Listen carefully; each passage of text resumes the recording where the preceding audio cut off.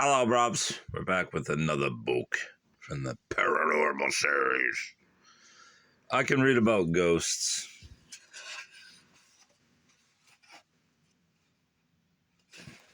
The spine is pretty tight on this book, so I don't plan on breaking it. I can read about ghosts, written by Erica Frost, illustrated by Frank Brugos, Troll Associates, 1975. Andrew was a ghost. He was a very little ghost. He was much too small to haunt the old castle on Whispering Hill. So when the Ghost Council met, Andrew told them that he did not want such a big job. It's too scary, he explained. There's no one to talk to, and I'm afraid of the dark. Let's take in the whole picture. There's the ghost looking at him befuddled. This guy. The other ghost laughed. The great ghost rose in the air and pointed his long white arm at Andrew.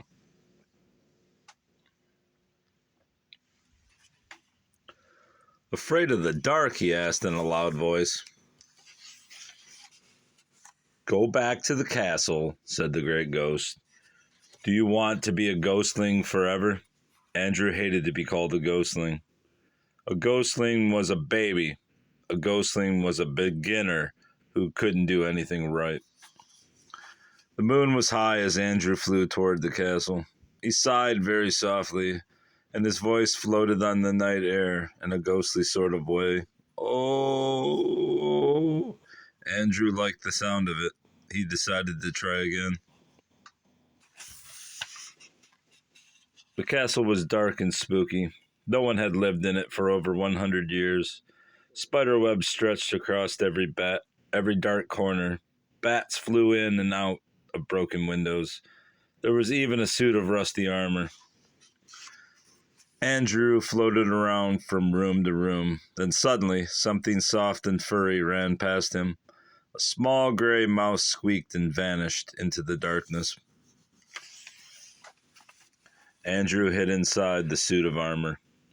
He was afraid of mice. He was afraid of everything. Alone in the dark, he cried, boo-hoo! In the village, people locked their doors. It's the ghost, they said. Listen, it's the ghost of Whispering Hill.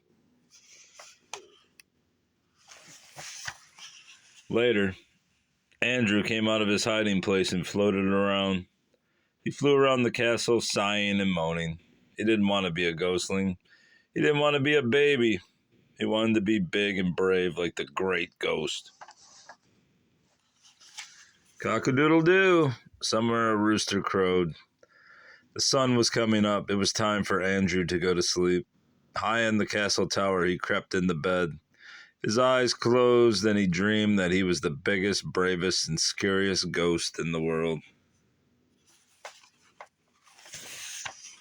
Suddenly, strange voices woke him up. A man, a woman, and two children were standing at the bottom of the stairs.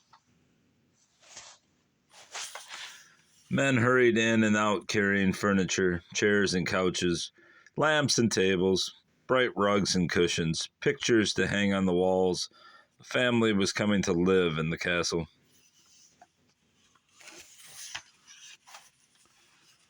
The days that followed were filled with dusting, mopping, and scrubbing. The windows were fixed, the mouse holes were plastered, the walls were painted, and vases were filled with flowers.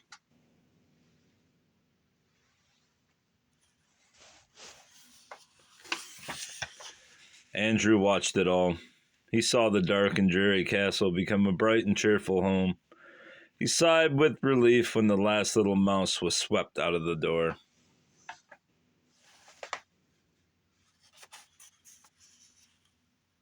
Focus. It won't focus. Ah, sighed Andrew. Everybody stopped what they were doing. Did you hear anything? Said Mrs. Thornapple. I believe I did, said Mr. Thornapple. I believe I did. A ghost, shouted the Thornapple children. It sounded like a ghost.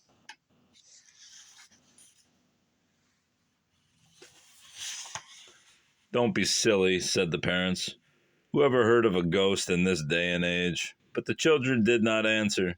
They were looking for the ghost.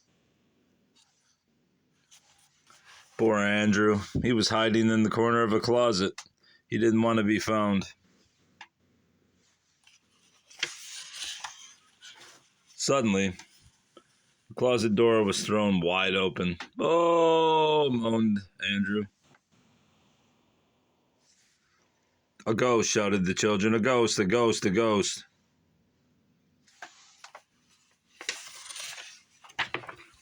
Andrew almost fainted. The poor dear. Mr. and Mrs. Thornapple hurried up the stairs to see what the fuss was all about. How wonderful they beamed when they saw Andrew. Our castle is haunted.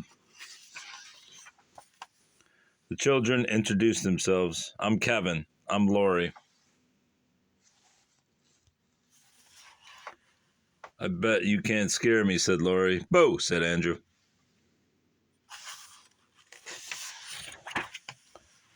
Not like that, said Laurie. Ah, boo. Listen. Oh. Like this, said Kevin. The children ran around the room, flapping their arms and moaning. Andrew was quite surprised. You're not a very good ghost, said Laurie. Andrew hung his head. I'm just beginning, he said. It's not easy, you know. It takes a lot of practice.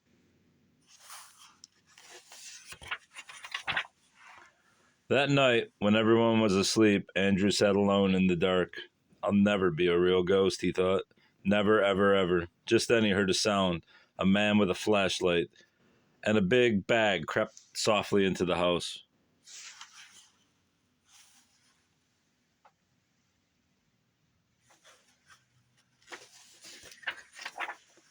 The burglar picked up a pair of silver candlesticks and put them into his big bag.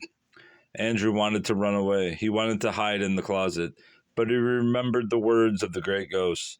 Do you want to be a ghostling forever?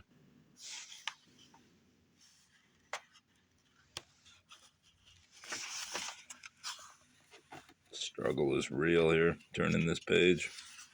Oh my gosh. Andrew took a deep breath. He floated up in the air and raised his arms above his head. Ooh, he cried in his deepest and scariest voice.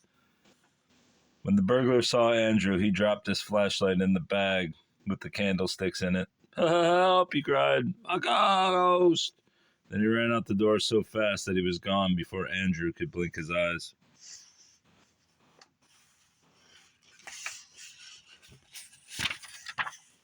The lights went on, and the Thornapples came running down the stairs.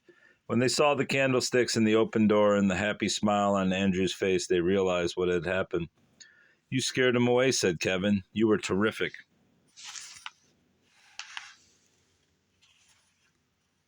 Congratulations, said Mr. and Mrs. Thornapple.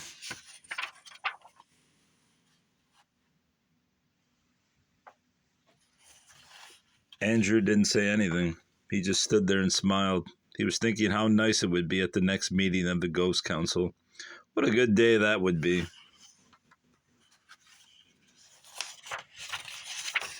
That's the end. The end. Goodbye.